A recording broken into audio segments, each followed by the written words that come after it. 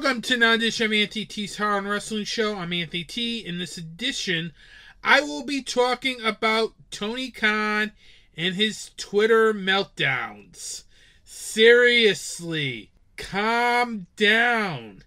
It's like I gotta do an intervention here. Seriously. Did I say Twitter? I mean that dreaded X that is run by a madman. Yeah, you know Elon Musk? How he's pretty much destroyed Twitter to the point where I don't use it anymore. Seriously.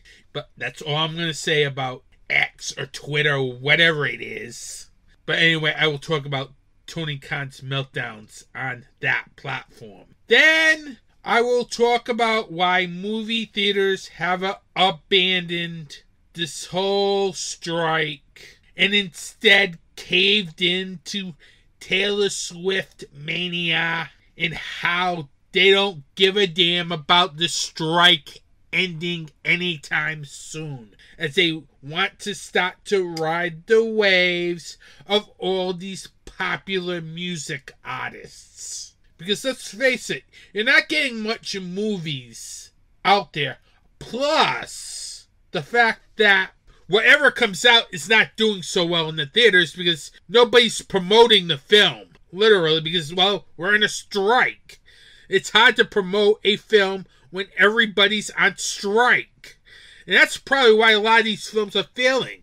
Because we are in a strike. And there's no promotion for these films. Except TV ads. People want to see the actors talk about these films. But they can't because we are in a strike right now. And in What's Anthony T Watching, I will be reviewing another film that is an indie film that is not a studio film. Because you studio people do not want to end this strike. It's like you guys don't want to end the strike. Seriously, what? Are we going to get to January to the point where I can't do a best of 2023 show until this strike is over? Meaning I might have to hold it off to what? February, March, April? Seriously, Hollywood. Come on, end this strike. Give the actors what they want. And I'm kind of pissed off that you guys gave me a full sense of hope. Because it looked like you guys are about ready to settle with the actors. And then things broke down, turning into he said, they said kind of crap. To the point where they're not talking. They're so far apart again that we're probably going to be waiting another month or two. It's just crazy. Seriously. And while we're on this subject, let's start off the news with this subject. As the AMPTP, which is pretty much the producers, suspended all talks. It's like we're trying to get this strike settled and the producers walked away from the table. It's like, why did they even have these talks? Instead of having productive talks, you want to know what these producers did? They ran back to their little offices at the big companies and started blaming SAG. That the fact that on October 11th, the AMPTP decided that they're going to take their ball and go home. Instead of trying to end this strike, they're willing to just sit there and walk away from the table. Ted Sarandos, Netflix's CEO, and also an idiot like Bob Iger, claimed that SAG and AFTRA asked for a levy on every subscriber to streaming service, which led to the breakdown in talks to end the actor strike. They're also claiming they're wanting a levy on every subscriber. They said they offered a success-based bonus to the actors, similar to the offer that the WGA accepted, but that was rejected, and SAG came back with the levy proposal, which was rejected by Sarandos, Iger, and all the idiots at the major studios. And they decided to take their bull and go home. SAG fired back by telling its members that they walked away from the table and accused them of using bully tactics, intentionally misrepresented to the press the cost of the above proposal, overstating it by 60%. The message to union members said they've done the same with AI, claiming to protect performance consent,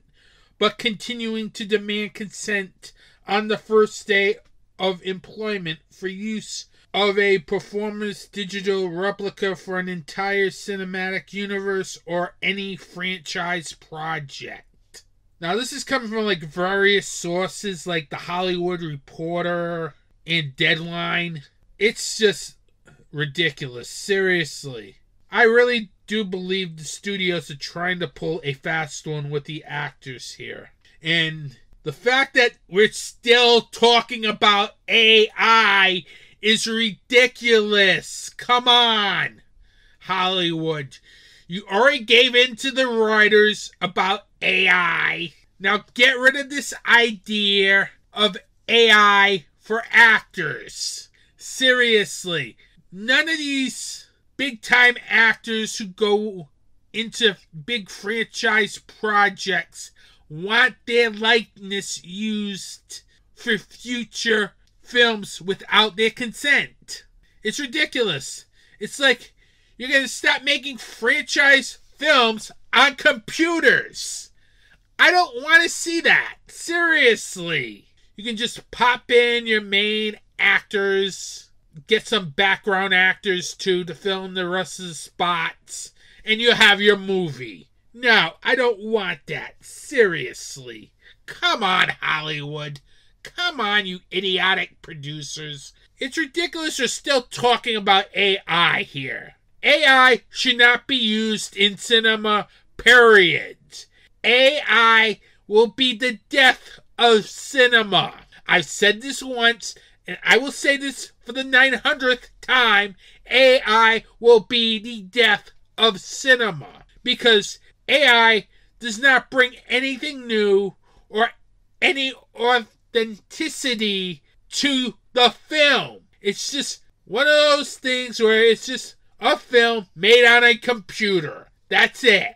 I don't want to see that. Seriously. That or have a bunch of people dressed up in green outfits then putting on the likeness of the actor over it. I don't want to see that neither. So, forget this idea about AI, Bob Iger, Ted Sarandos, and all you other idiotic producers and studio heads. It is not gonna work. It's the death knell of cinema if this goes that way. It will ruin every film in every franchise because you don't need it. Pay your actors. Don't steal their likeness, you idiotic Hollywood producers and you idiotic studio heads. And while you're at it, pay the actors their fair share on streaming as well, because that's the future, people. You guys wanted to go to streaming away from the physical media. This is what happens. And these people still haven't gotten it through your head. There's always this crisis when there's a new form of media. It's time to end this strike and pay the actors their fair share and get rid of this notion of AI, because I'm starting to sound like a broken record every time I have to talk about this topic, because it is my truth, because that's what my thoughts are on this whole thing, and I will continue to express them here on this podcast. I don't care. Because I am not going to sit there and watch the studios try to pull a fast one and change cinema as we know it. It'll ruin the horror genre. It'll ruin superhero movies. It'll ruin everything. You'll get 10 million franchise films from your popular horror characters. You'll get 10 million franchise films from your popular superhero characters, and that's not good if it's done through computer-generated AI. At that point, I might as well stop going to the cinema because I'll know it's not authentic. The performance is not authentic. And that's what will ruin it, people. I'm just telling you the truth here. That's what will ruin cinema, period. AI. And also, pay the actors. And SAG should stop giving these waivers to, because I'm starting to hear stuff that AMC's got waivers for their shows, and that's not right. Seriously, SAG. Give it to the independents, and that's it. Why don't we move away from the strike and have a wrestling story, people? Okay? Let's just get away from this negativity that is the actors and producers strike, and let's have a wrestling story, people. Impact Wrestling is changing names once again. This promotion has had several name changes over its years. First, it started off as NWA TNA, meaning National Wrestling Alliance Total Nonstop Action. And when the National Wrestling Alliance dropped the Total Nonstop Action group, it became TNA Wrestling, Total Nonstop Action. When after all these years and the way this company has been run by Dixie Carter, they had to rebrand. And Jeff Jarrett came in, and they renamed it Global Force Wrestling. Well, Jeff Jarrett had a falling out with whoever else was owning the promotion, and they had to rebrand again into Impact Wrestling, which it is right now.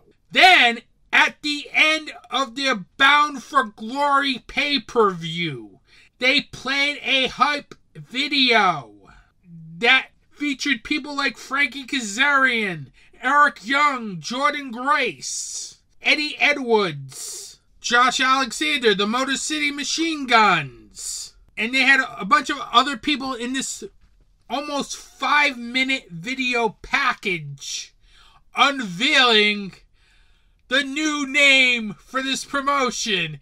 And it's none other than, wait for it, TNA Wrestling. It's coming back. The name TNA Wrestling, everyone. In 2024, everyone. Saturday, January 13th, to be exact. As TNA Wrestling will have its return when it comes to pay-per-view with Hard to Kill. Wow. I did not expect a rebranding for Impact Wrestling. It's going back to its original name. Now, what do I think about this rebranding back to its original name?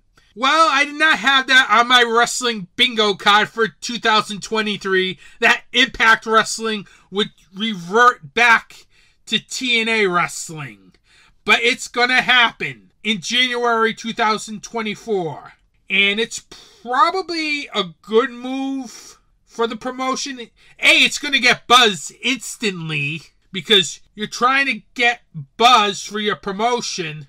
And second, the stigma of those 3 letters since the Dixie Carter days have been long gone, since Impact Wrestling has been different from the days of Dixie Carter and TNA Wrestling, where that promotion just got literally run down to the ground. You know the title Hard to Kill?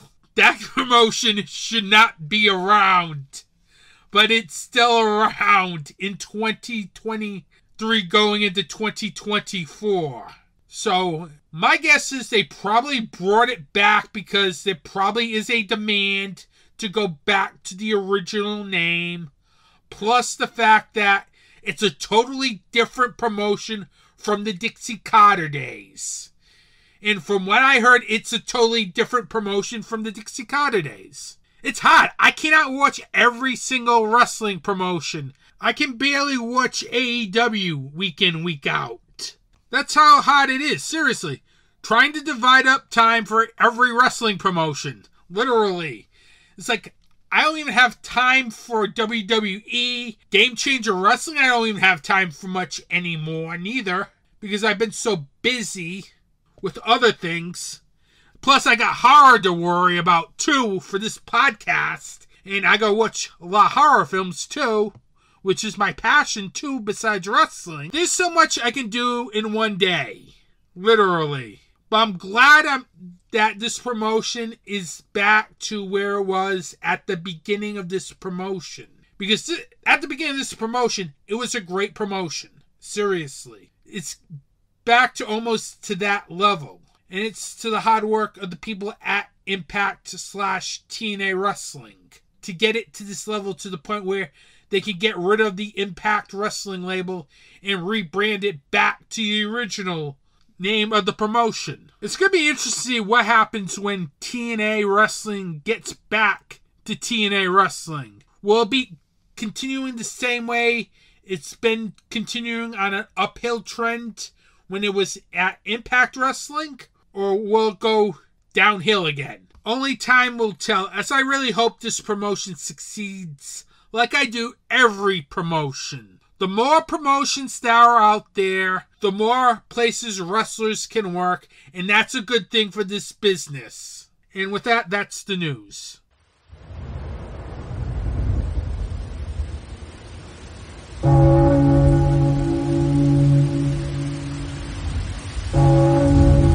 Welcome to Dark Discussions, your place for the discussion of horror film, fiction, and all that's fantastic. A weekly podcast where the discussion is about the most recent horror and genre films. Intelligent talk on a genre that deserves intelligence.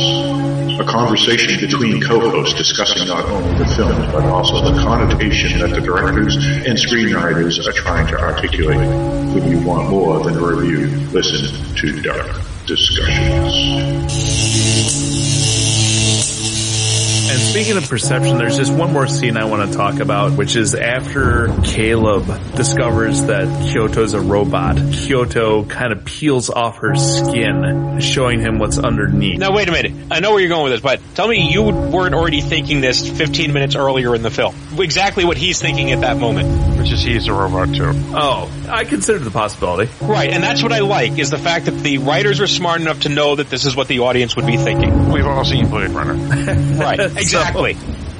www.darkdiscussions.com, wherever podcasts are found.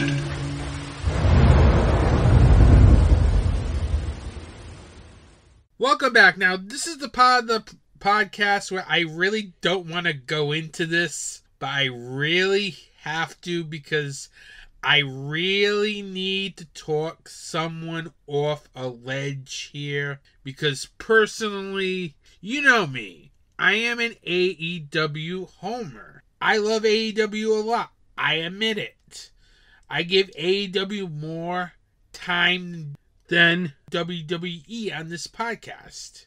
That's because I watch AEW more than WWE. But I will also criticize AEW when it's justified. You've seen me do this before, including the stupid Berlin incident with some individual named CM Punk. You may have heard of the guy. Thankfully, he's gone from the company. Seriously.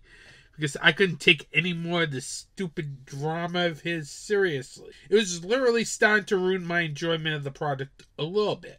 But I don't want to see any more drama from this promotion. Now it's the boss that's creating all this drama. Especially the night when they went head-to-head with WWE NXT. Tony Khan was making tons of tweets, tweeting out memes, and it's just childish. Seriously. And then losing it after he loses to WWE in the ratings. It's childish.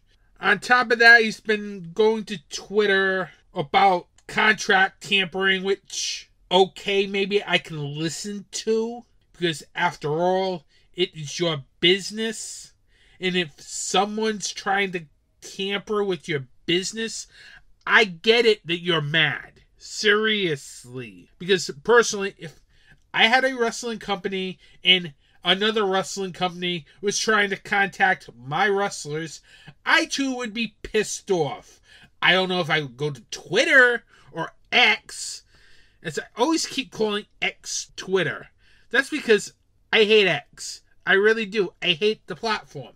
I use Threads if I'm going to tweet out something, because to me, X Twitter is dead to me. But anyway, I can't understand why you would use it to just do stupid, childish stuff like put memes against your competitor. Seriously. That's not how a normal businessman operates. I get it, you're a billionaire. I get it that you're a big fan of wrestling. You want to see your company succeed. Because I can appreciate somebody wanting to see the company succeed.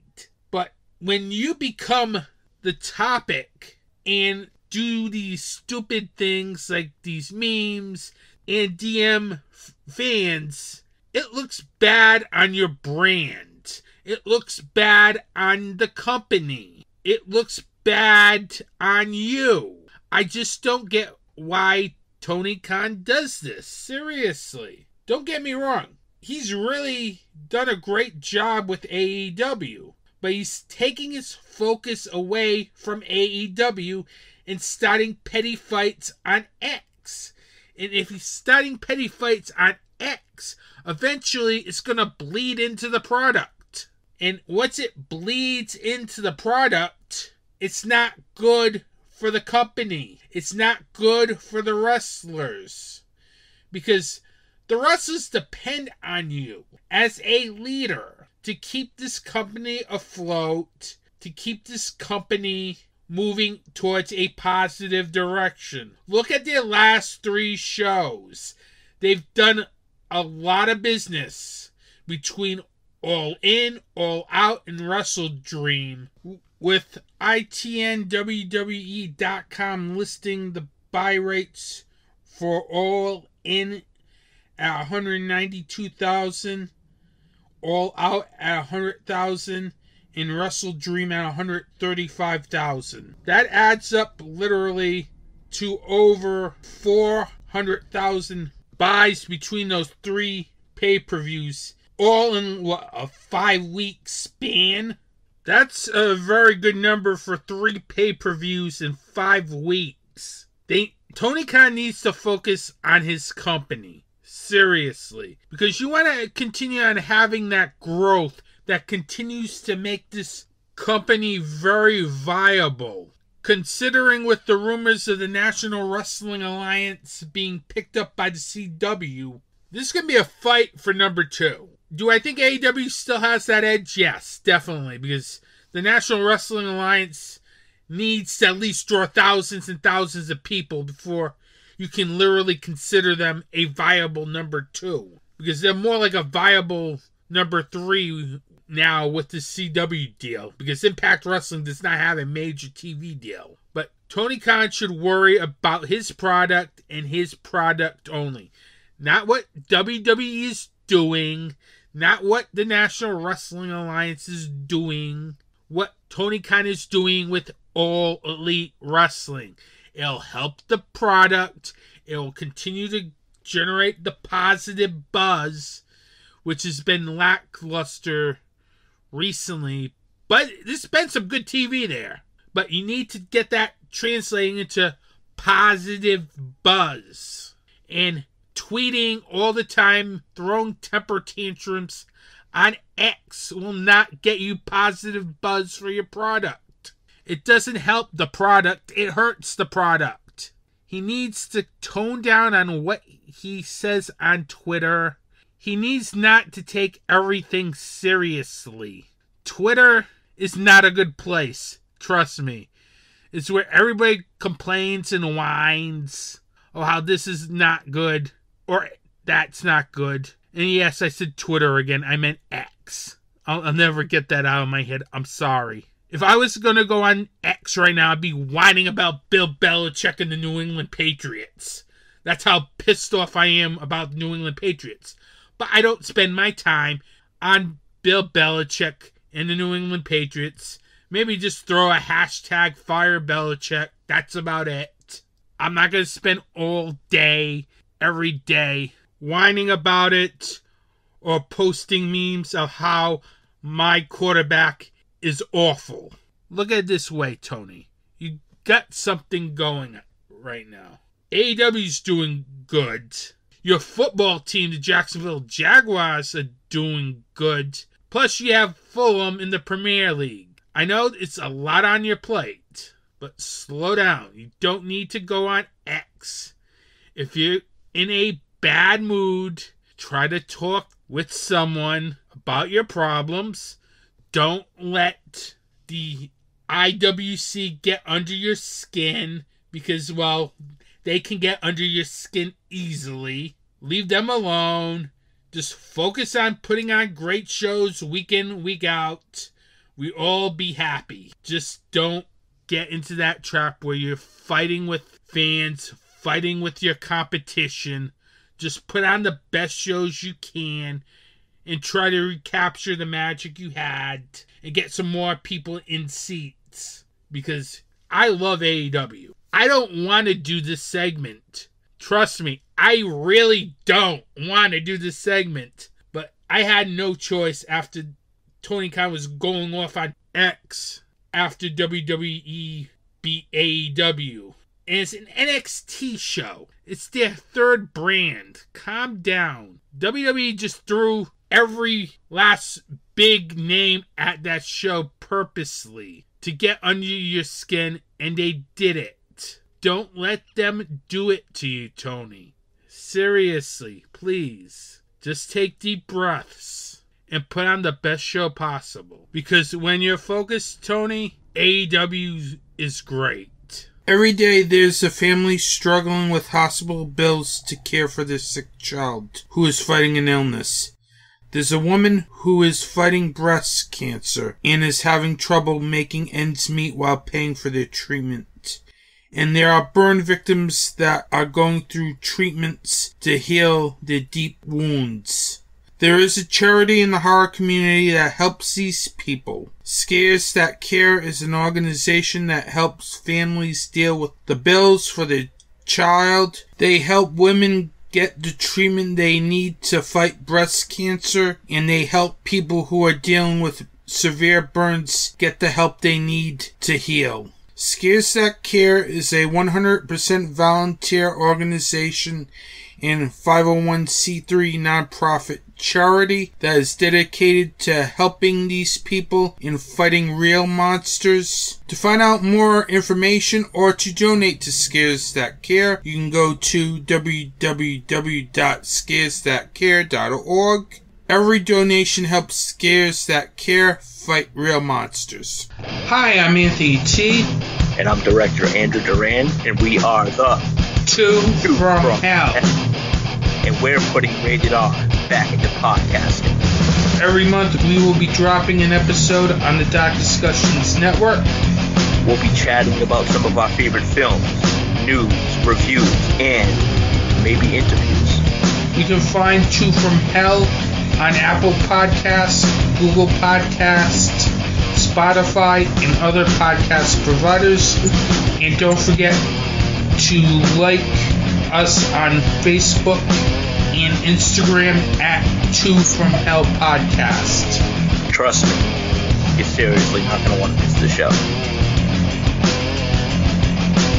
The following commentary represents the views of Anthony T's Horror and Wrestling Show and not of the Dark Discussions Network, meaning it's the views of mine and mine only. Welcome back. Now, this is not going to be a popular topic here.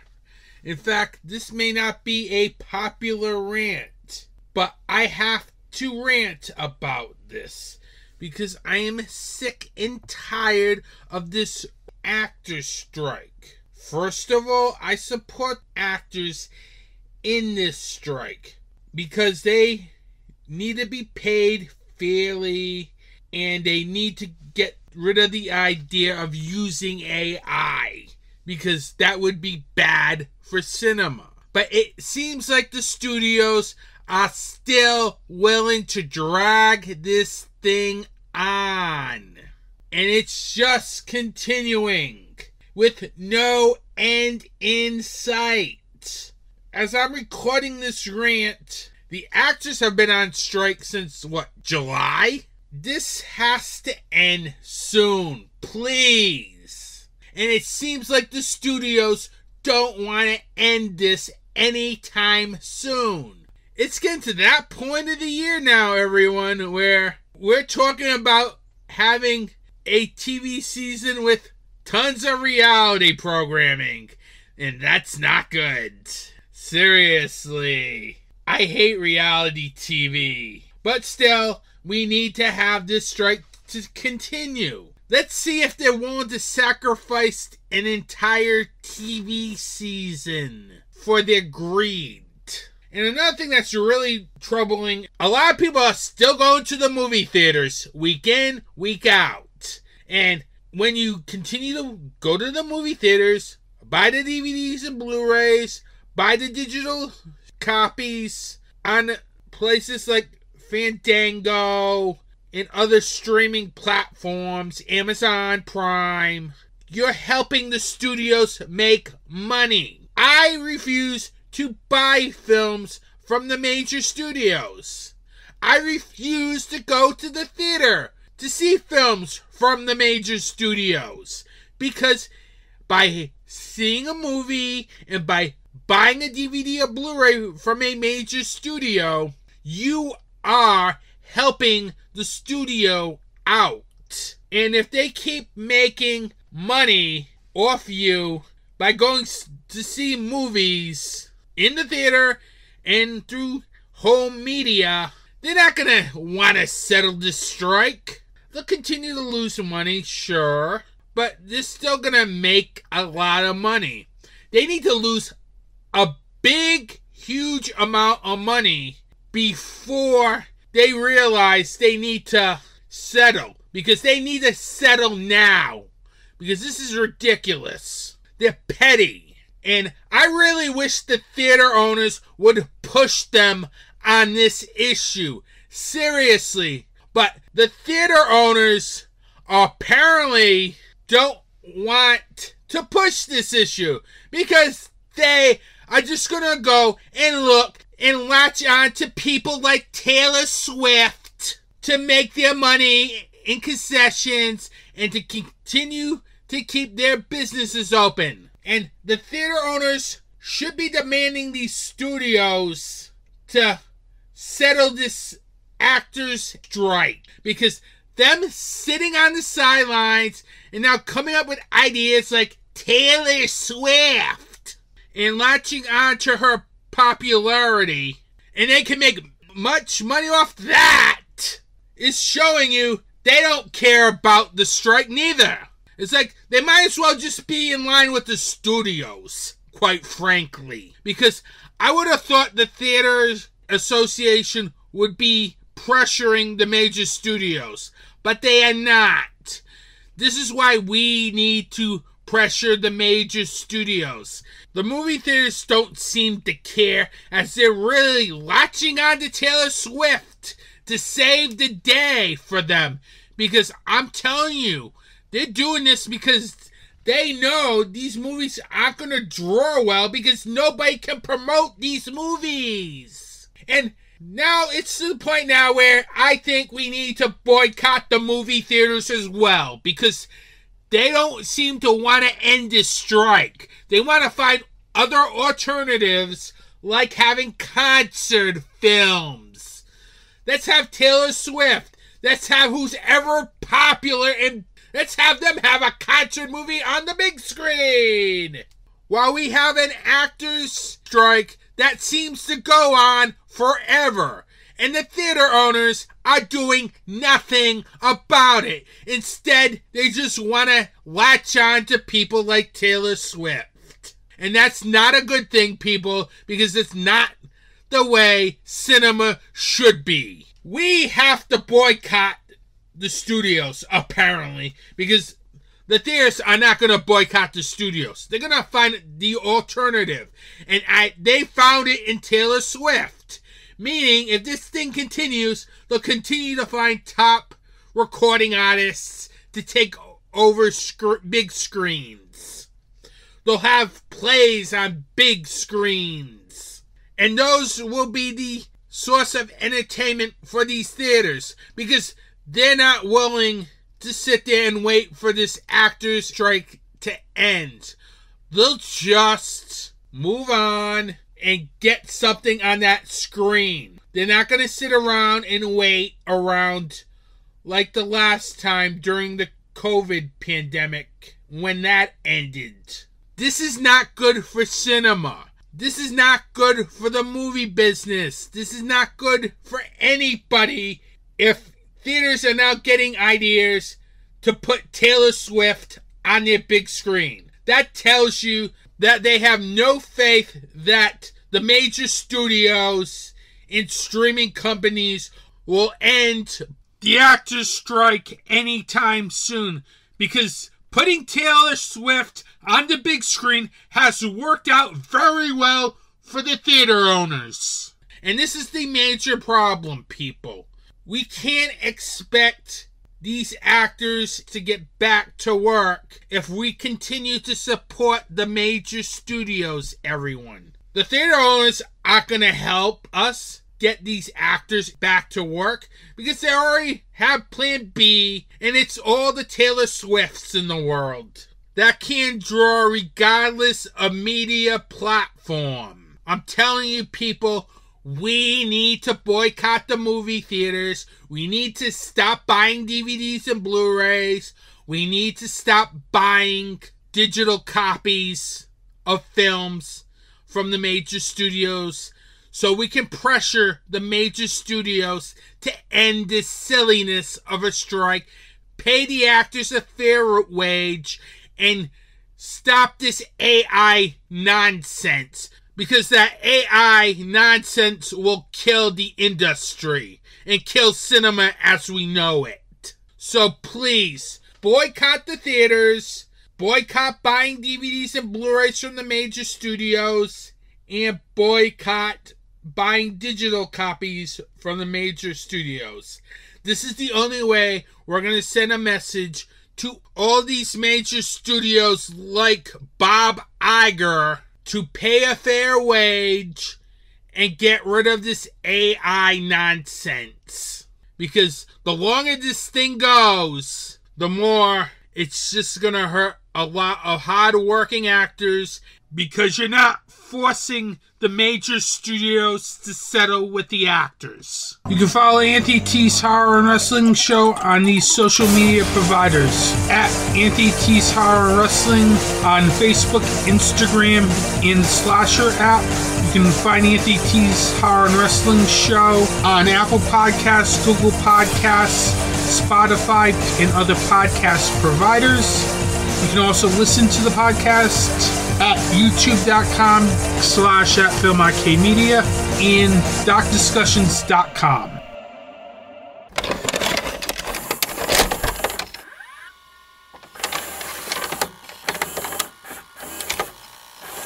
Welcome back. Now, what's Anthony T watching this episode? Well, the Indie Crusade continues since we're still in a strike, everyone. Yeah, we're still in a strike. And I told you on the social media channels that I would be reviewing a film that takes place in an amusement complex. And no, it's not the one everyone is thinking about. Because, well, A, I can't say the title because we are in a strike, everyone. And B, you are all expecting that review since I mentioned the word amusement complex. No, everyone, I'm talking about a film called Phantom Fun World. While I was able to snag a Blu-ray copy of this film when there were pre-orders because, well, it was a very limited run of pre-orders. So I quickly snagged a copy of this film because I really wanted to see it after hearing about this film. So I picked up the Blu-ray because, well, yours truly does not believe in streaming on the dreaded Tubi. That's right, you can see this film on Tubi, don't get me wrong, but yours truly does not like ads. I hate ads. It ruins the experience. Plus, I prefer physical media over streaming, everyone. So, that's that.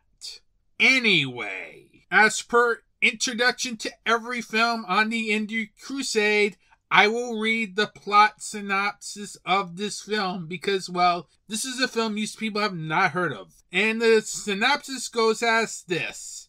Employees of an indoor fun park, Phantom Fun World, find themselves targeted by a masked killer obsessed with the fictional character of the Phantom and the park's jaded history.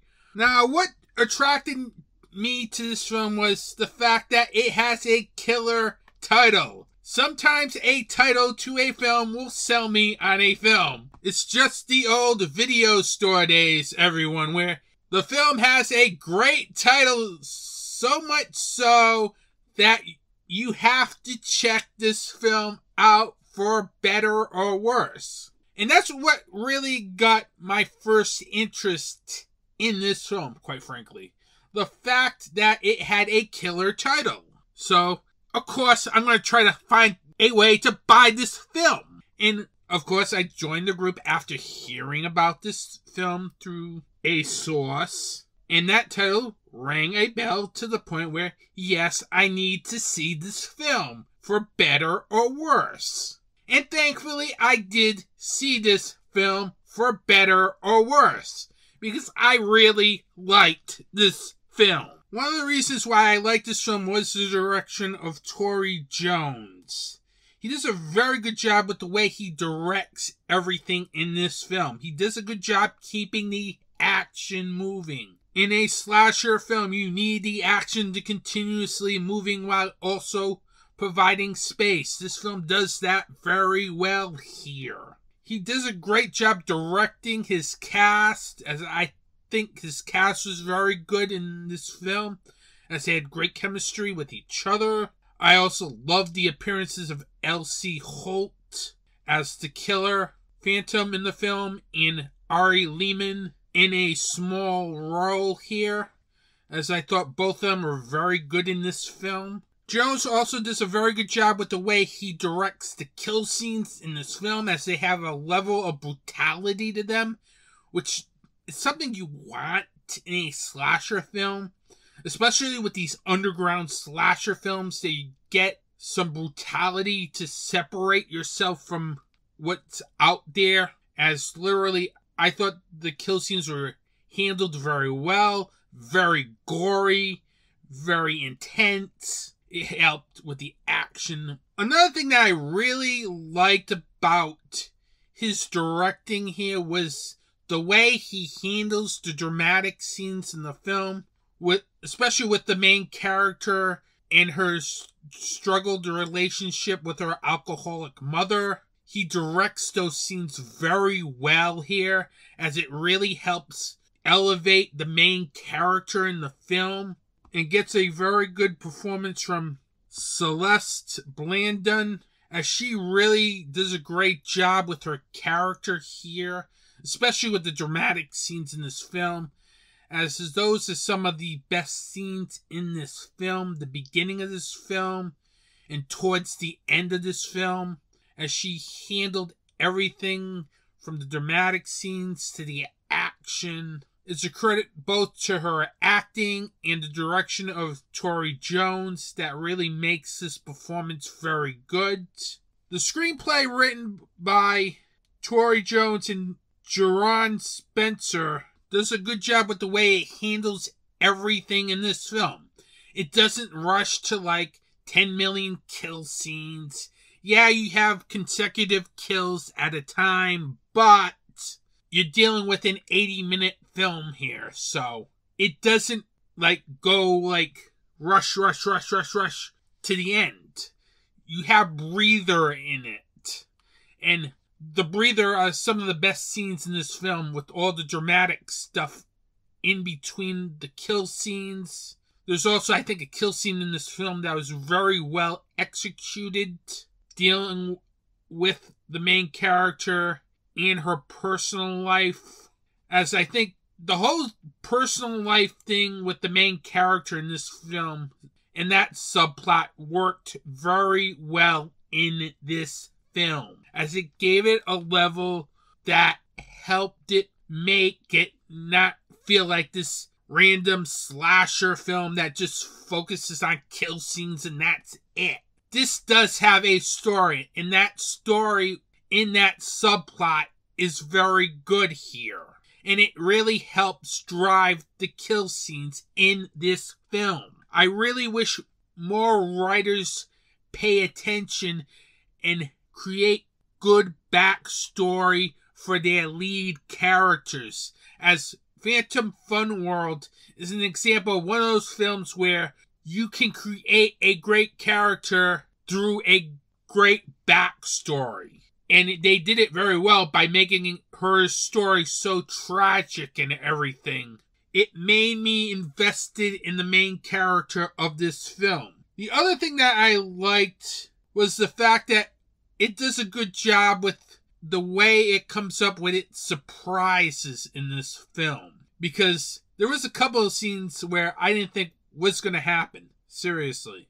I kind of figured, yes, we would see characters just fade off or just get knocked off. But this film provides a very good surprise or two towards the end of this film, which is, I think, well executed as well.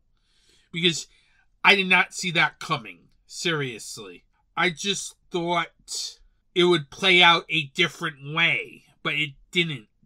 And that's a credit to the writing of this film as well. So, I hate to say this, as this is going to really pain me to say this, because I do not like this streaming service at all. But you should go to Tubi and check this film out. Seriously. As I hope at some point this film gets a physical media release, as this film deserves to be on Blu-ray. Seriously. But anyway, because Phantom Fun World really has a very good screenplay, has a very good lead performance from Celeste Blandon, and great direction from Tori Jones. I highly recommend you check this film out, as this is a very good film. You will enjoy this film, period. You know what? I'm going to give it 5 stars. Because everything is good in this film. And it's shot very well too, and it looks very professional. So I will give this 5 stars. Check it out. Now go run to Tubi.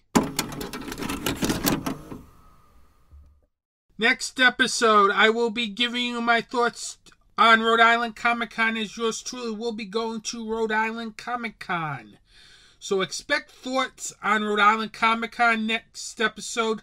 That is the only thing set in stone for next episode of Anthony T's Horror and Wrestling Show. I'm sure I'll have something else, either another rant or an interview, I hope, as I may work on getting an interview for next episode. It's been a while since I had an interview, because it's been kind of tough because, well, there's this strike and everything. I'm trying to tread lightly on who I can bring on, because you gotta be careful which films are SAG, which films aren't. It's tricky, so I have not been able to bring guests on because I don't want to run into that problem. That's why I've been hearing more rants on this podcast. But I'm hoping to get an interview next episode. I plan on doing 2 more new episodes this year before I do a best of in December, as I usually take a break around December. So expect at least 2, maybe 3 more if they solve this actor strike, which I hope they do, seriously, solve this actor strike by the time we get to the end of this year. That would be nice, so I can do my year-end shows.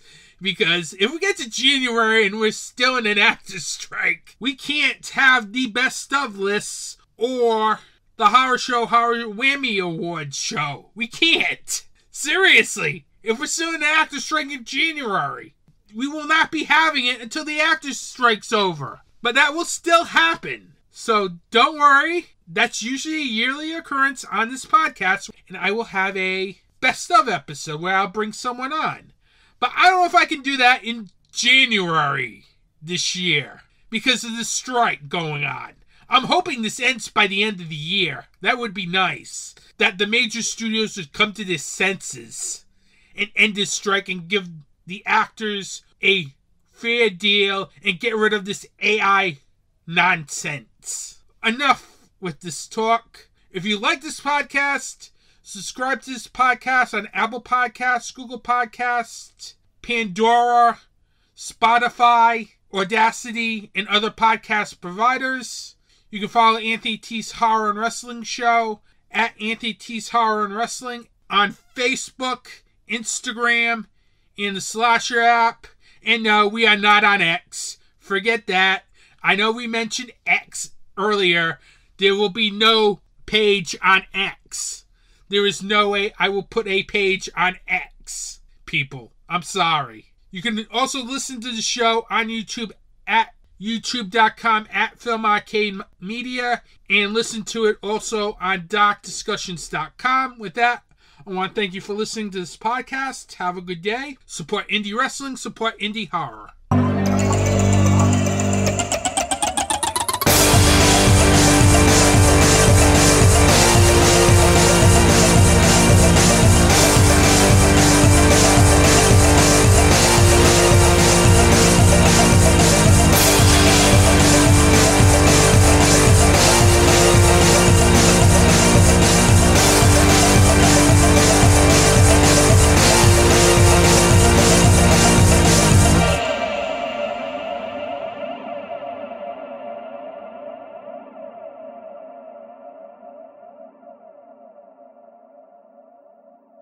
This has been a Film Arcade Media production.